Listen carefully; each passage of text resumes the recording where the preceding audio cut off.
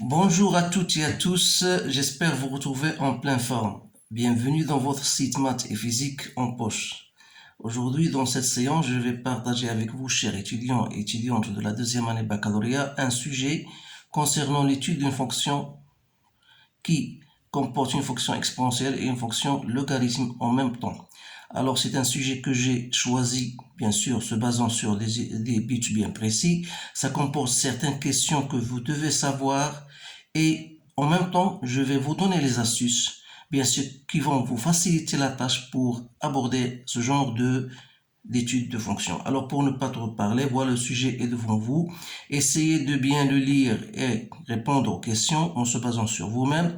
Puis après, vous allez, bien sûr, comparer vos résultats avec les miens.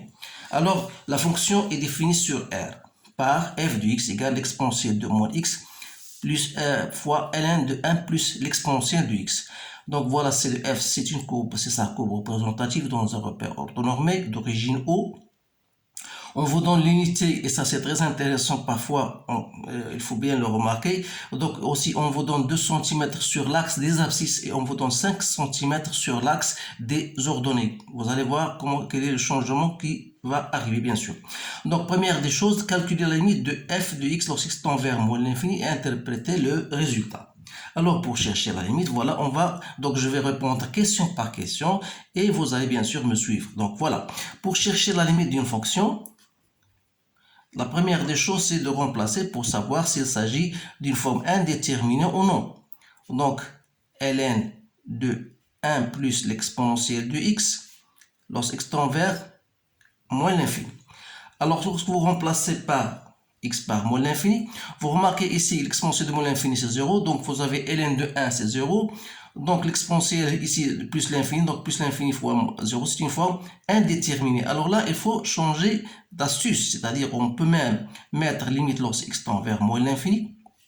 L'exponentielle, je regarde 1 plus exponentielle de x tel qu'il est, et vous savez que l'exponentielle de moins x c'est 1 sur exponentielle de x.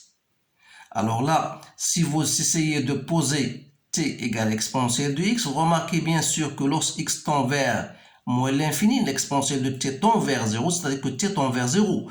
Alors, au lieu de l'écrire comme ça, on va écrire de la façon suivante. Lorsque t tend vers 0, de ln de 1 plus t sur t. Ça, vous le connaissez bien sûr dans votre cours. C'est une limite standard que vous connaissez. Donc là, la limite, c'est 1.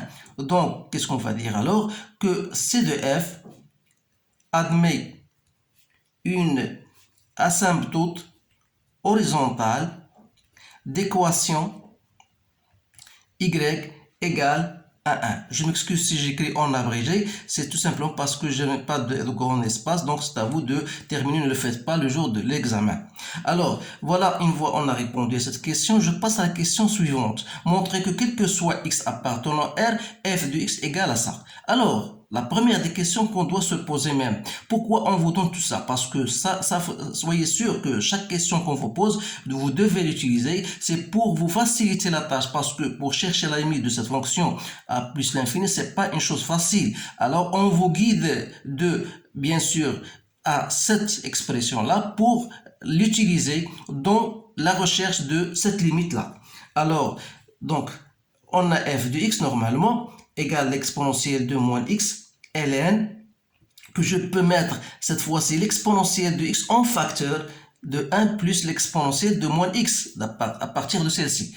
Donc, sachant que ln de A, B égale à ln de A plus ln de B, mais sans oublier bien sûr que A et B est strictement positif parce que parfois des étudiants, ils ne savent seulement que ln de AB égale à ln de A plus ln de B sans bien sûr penser au fait que A et B doivent être strictement positifs.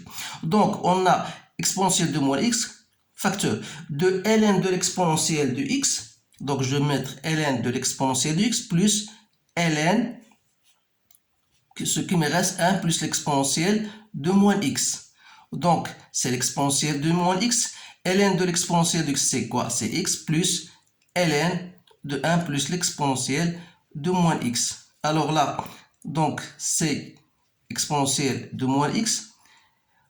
ou bien je l'écris tout simplement l'exponentielle de x, c'est quoi? C'est 1 sur l'exponentielle de x, donc il reste x sur exponentielle de x plus l'exponentielle de moins x multiplié par ln de 1 plus l'exponentielle de x. Voilà, je trouve l'expression qu'on vous demande, bien sûr. Alors là, limite de f de x dans ce cas, lorsque x tend vers plus l'infini, quelle sera cette limite-là? Donc, on vous pose bien sûr cette question de chercher cette limite-là en plus l'infini, puis interpréter le résultat.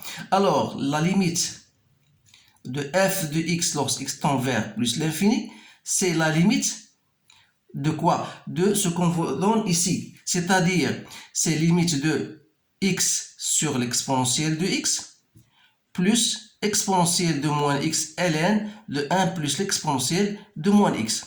Vous savez bien sûr que dans votre cours, que la limite de l'exponentielle de x sur x, c'est égal à plus l'infini, chose que vous devez connaître. Alors ça, c'est l'inverse de l'exponentielle de x sur x, donc c'est 1 sur plus l'infini, donc ça, c'est 0. Donc, l'exponentielle de moins l'infini, c'est 0.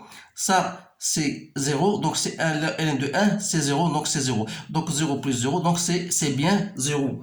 Alors, on dit dans ce cas que c de f admet une asymptote toujours horizontale, mais cette fois-ci d'équation y égale à 0 au voisinage de plus l'infini.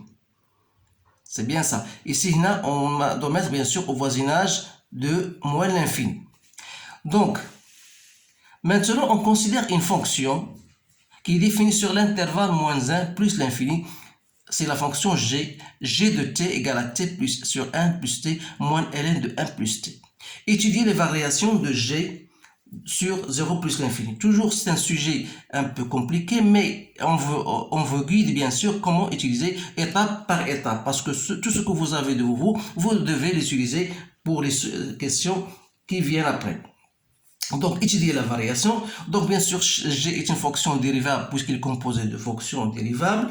Donc, il reste à chercher g' de x, c'est-à-dire g' de t. Donc, ça, la dérivée de ça, c'est très facile. Donc, f'g moins fg', donc il reste 1 sur 1 plus t au carré. Moins la dérivée de 1, c'est 1 plus t. Donc, vous faites, je vais mettre au même dénominateur, donc il reste 1 moins t, donc c'est bien moins t, c'est facile à faire sur 1 plus t au carré. Donc, puisqu'on va étudier sur 0 plus l'infini, bien sûr, ça veut dire que cette fonction g' est inférieure ou égale à 0. Alors, voilà la fonction. Donc, on peut même dresser un tableau de variation. Donc, ça veut dire que g est une fonction décroissante sur l'intervalle 0 plus l'infini et son tableau de variation aura la forme suivante. Donc t, g' de t, g de t. Donc on vous donne sur l'intervalle 0 plus l'infini, donc il est décroissante et on dit bien sûr g de 0.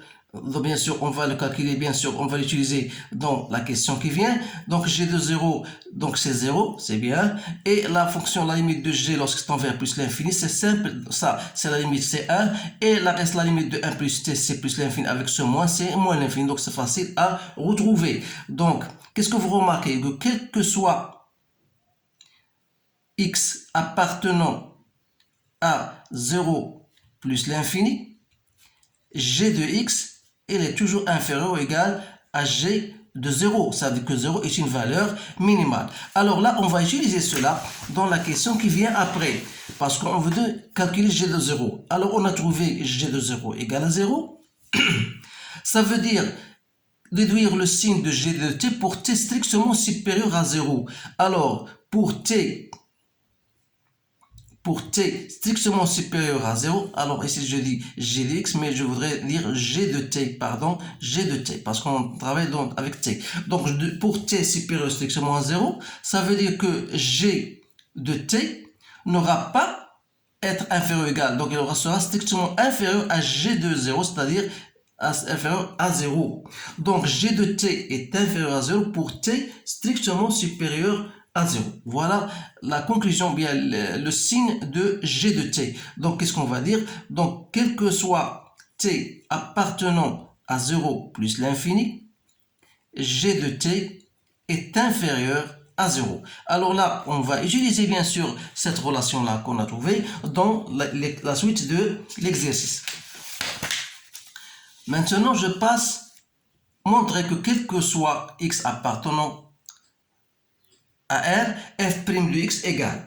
Donc, toujours, c'est facile à chercher. Donc, f' de x, donc, c'est l'exponentielle de moins x ln de 1 plus l'exponentielle de x, la dérivée de tout ça. Bien sûr, la fonction, il faut mentionner que la fonction est dérivable, puisqu'elle est composée de deux fonctions dérivables. Donc, alors, on va chercher cette dérivée-là, f' de x. Donc, c'est quoi? Donc, c'est l'exponentielle de moins x fois l'exponentielle de x sur 1 plus l'exponentielle de x moins ln de 1 plus l'exponentielle de x. Alors là, qu'est-ce que vous remarquez? Donc, vous remarquez bien sûr que est égal à g de l'exponentielle de x sur l'exponentielle de x. C'est bien facile à montrer. Alors, si je pose t égale l'exponentielle de x, alors je peux dire même que f' de x égale à g de t sur t. Voilà. Alors, f' de x égale à g de t sur t, alors déduire que f est strictement décroissante et dresser son tableau de variation. Donc, qu'est-ce qu'on a dit pour la question précédente? Que g de t, elle est comment? Elle est inférieure strictement à 0 pour t strictement supérieur à 0. Alors, puisque t est déjà, on a mis t exponentielle de x et l'exponentielle de x est toujours strictement supérieur à 0, ça veut dire que cette fonction-là, f' est inférieure à 0. Donc, ça veut dire que f est strictement décroissante. Décroissante, bien sûr, sur le domaine, son domaine de définition qui est R. Alors, c'est facile de dresser donc son tableau de variation qui aura la forme suivante. Voilà, donc moins R, donc c'est moins l'infini plus l'infini, donc elle est décroissante. Voilà, la limite de moins l'infini, on a trouvé c'est 1, et la limite de plus l'infini, on a trouvé égal à 0. Alors, maintenant, on va tracer cette fonction-là. Alors, pour tracer la fonction, il faut toujours mettre votre tableau de variation devant vos yeux, sachant bien sûr que y égale à 1 est une asymptote horizontale. Donc, voilà, je l'ai déjà mis. Et que f de x, la limite, et lorsqu'il tend vers plus l'infini égale à 0, ça veut dire que vous aurez une asymptote horizontale d'équation y égale à 0. Donc, il reste de chercher, bien sûr, parce qu'en passant de 1 à 0, donc ça veut dire que la courbe va couper l'axe des ordonnées en un point dont pour la chercher, il suffit de chercher f de 0. Alors, chercher f de 0, donc c'est ln, je trouvais c'est ln de 2, c'est bien sûr ln2, donc c'est 0,7. Alors là, il faut faire très attention parce qu'on vous demande, on vous dit que l'unité, une unité, ça vaut 5 cm. Voilà, j'ai représenté 1, 2, 3, 4, 5 par une seule unité. Alors que dans l'axe des abscisses, on a 2 cm pour une unité. Alors pour placer le point R0,7, sachant qu'une unité, ça vaut 5 cm, donc pour 0,7, qu'est-ce qu'il vaut? Il vaut 3,5. Il suffit de faire appliquer la règle de 3, comme on dit, et vous allez trouver le point 0,7. Donc, il y a une question qui n'était pas posée, de chercher la tangente, ou bien la demi-tangente au point 0. Alors, moi, j'ai cherché la demi-tangente au point 0, et je vais vous dire ce que j'ai trouvé. Donc, c'est trouver y égale à moins 0,2x plus 0,7. Donc, essayez de faire cela pour donner à votre allure une bonne forme. Bien sûr, ça va vous permettre de bien tracer votre courbe. Alors, je vais tracer maintenant ma courbe. Donc, la fonction passe, c'est une équation de la tangente, donc aura bien sûr cette allure-là. Il va côtoyer, bien sûr, l'axe des ordonnées l'axe ou bien l'asymptote horizontale. On est de même ici, bien sûr, je vais faire, voilà, plus ou moins. Donc voilà votre fonction, elle aura bien sûr cette allure là. Donc, je ne voudrais pas poser d'autres questions supplémentaires. Comment tracer la fonction réciproque, mais il y aura une occasion de le faire parce que j'ai déjà lancé des vidéos. Comment placer ou bien comment tracer la fonction réciproque d'une fonction. Maintenant, je vais passer à la suite parce que cela est un peu plus long. Donc voilà la fin du sujet. Grand 2, on considère une fonction définie sur 0 plus l'infini. Et on vous donne une intégrale f de x égale l'intégrale entre 0 et x de f de t dt. Alors, vérifiez que 1 plus exponentielle de t est égal à 1 moins e de t sur 1 plus e de t. Donc ça, c'est une question gratuite. Donc c'est simple. Donc il suffit de calculer ça, 1 plus e de t, de mettre en même dénominateur. Donc c'est 1 plus l'exponentielle de t moins l'exponentielle de t sur 1 plus l'exponentielle de t. Donc c'est bien 1 sur 1 plus l'exponentielle de t. Vous allez vous poser la question, pourquoi cette question? Parce qu'on va l'utiliser bien sûr dans la recherche de l'intégration par partie. Donc en utilisant l'intégration par partie, montrez que f de x égale à ça. Alors vous savez que f de x, on a dit que égale à quoi? C'est l'intégrale entre 0 et x de f de t dt. Or, f de t dt, c'est quoi? Donc, c'est ln, c'est l'exponentielle de moins t, ln de 1 plus e de t dt. Alors là, l'intégration par partie, donc je vais poser u de t, bien sûr, u de t, je peux poser u de t égale ln de 1 plus l'exponentielle de t, c'est-à-dire que u' de t sera égal à 1 sur 1 plus e de t, et je vais poser v' de t égale l'exponentielle de moins t, c'est-à-dire que v de t égale moins exponentielle de moins t, parce que l'intégrale de l'exponentielle de t, c'est bien ça. Donc, alors là, f de x, c'est quoi? C'est l'intégrale, bien sûr, on met u fois v, c'est-à-dire u fois v, donc c'est l'exponentielle de moins t, voilà, l'exponentielle de moins t, ln de 1 plus l'exponentielle de t, entre 0 et x, moins l'intégrale de u' fois v, comme u' fois v c'est négatif, donc ça va donner plus ici, donc entre 0 et x, de 1 plus l'exponentielle de t dt. Alors, donc, je vais bien sûr remplacer t par x, ça me donne moins l'exponentielle de x, lorsque je vais remplacer par x, et ensuite par la valeur 0. Donc, ici, j'ai un signe moins, je l'ai oublié. Donc, c'est moins l'exponentielle de moins x ln de 1 plus exponentielle de x. Il faut bien se concentrer. Lorsque je vais remplacer par t par 0, ça me donne ln de 2. Donc, pas avec ce moins, donc c'est plus ln de 2. Plus l'intégrale, si vous voulez, plus l'intégrale de 1 sur... Donc, alors là, déjà, on a calculé, je vais faire directement, parce que l'intégrale de 1 plus exponentielle de t, c'est quoi? C'est l'intégrale de cette expression-là. Donc, c'est 1, donc ce qui est t, moins l'exponentielle de t sur 1 plus t, c'est déjà log ln de 1 plus t sans mettre en valeur absolue, parce que ça est toujours positif, entre 0 et x. Donc, je trouve égal, ça, c'est quoi? C'est moins f de x, voilà, plus ln de 2, plus, je vais remplacer ici, donc c'est x moins ln de 1 plus l'exponentielle de x, plus ln de 2.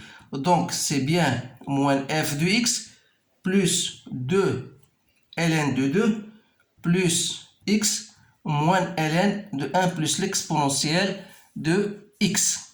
Alors, c'est bien ça. Donc, j'ai montré, bien sûr, ce que on a bien sûr cette expression-là. Donc, c'est moins f de x. Donc, il reste montrer, arriver à ce stade-là. Alors là, donc j'ai toujours moins f de x plus 2 ln de 2. Vous savez que x c'est quoi? C'est l'exponentielle de ln de x. Donc, ou bien je peux mettre c'est ln, ln de l'exponentielle de x. Donc, l'exponentielle, donc voilà, vous devez me suivre. X, j'ai remplacé x, c'est ln de l'exponentielle de x, moins ln de 1 plus x, c'est-à-dire c'est ln de 1 de l'exponentielle de x sur 1 plus, alors je peux le mettre moins f de x plus de ln de 2. Alors là, pour arriver à cette expression, je dois changer le signe, donc je dois mettre moins ln de 1 plus l'exponentielle de x sur l'exponentielle de x pour arriver bien sûr à cette expression-là. Alors, en fin de question, on vous dit, voilà, déterminer l'aire délimitée par la fonction c de f, voilà, et les droites d'équation x, y égale à 0, x égale à ln de 4. ln de 4, c'est 2 fois ln de 200, donc c'est à peu près 1,4. Donc, voilà, plus ou moins, pour vous montrer. Donc, voilà ln de 4, voilà x égale à 0, y égale à 1. Donc, c'est bien sûr cette aire-là. On vous demande de chercher cette surface ou bien cette aire-là. Alors, cette aire-là n'est autre que l'intégrale de f de x dx entre 0 et ln de 4. Alors là, pour chercher cet intervalle-là, c'est pour cette raison qu'on vous a demandé déjà que l'intégrale de f, c'est quoi? C'est f de x. Donc, il suffit de remplacer. Donc, c'est f de x. Donc, vous allez mettre c'est moins f de x moins ln de 1 plus exponentielle de x sur l'exponentielle de x plus de ln de 2. Voilà, c'est bien ça, entre 0 et ln de 4. Alors, pour ne pas perdre assez de temps, je vais vous donner le résultat. Espérons bien sûr que ce résultat que je viens de vous donner est juste parce que je n'ai pas la réponse correcte. J'ai pas la réponse avec moi. Donc, c'est toujours de travailler avec vous toutes les fonctions d'une façon bien sûr directe. Donc, j'espère que ce que je viens de vous donner est juste. Alors, s'il n'est pas, il y a une erreur, je vous demande pardon. Donc, j'ai trouvé cette aire-là. Sans oublier bien sûr, vous allez remplacer, mais sans oublier bien sûr de multiplier par l'unité d'aire. L'unité d'aire, c'est-à-dire vous avez 2 sur l'axe des abscisses et vous avez 5 sur l'axe des ordonnées, c'est-à-dire c'est 10 cm au carré. Alors là, il ne faut pas oublier ça, parce que la plupart des étudiants, ils oublient bien sûr de multiplier par l'unité d'aire. Donc j'ai trouvé en fin de compte, c'est moins 25 ln de 5 sur 2 plus 10 ln de 2. Alors, centimètres au carré. Voilà ce que j'ai trouvé. Donc, j'espère bien sûr que cela est juste. Donc, en tout cas, voilà, c'est une fonction, c'est une belle fonction que j'ai choisie, bien sûr, qui présente certaines questions que vous devez savoir. Je vous ai montré bien sûr les astuces que vous devez suivre bien sûr pour aborder ce genre de fonction et j'ai mis dans ma chaîne plusieurs vidéos. Bien sûr, vous n'allez qu'à bien sûr taper sur YouTube, voir chaîne maths et physique en poche et vous allez bien sûr trouver toutes les fonctions que j'ai installées ou bien que j'ai posées. Ce sont des fonctions plus importantes qui vont vous faciliter bien sûr la tâche et qui vont vous aider bien sûr de se familiariser avec ce genre d'études. Alors je vous souhaite une bonne chance et je vous remercie de votre attention et je vous dis au revoir.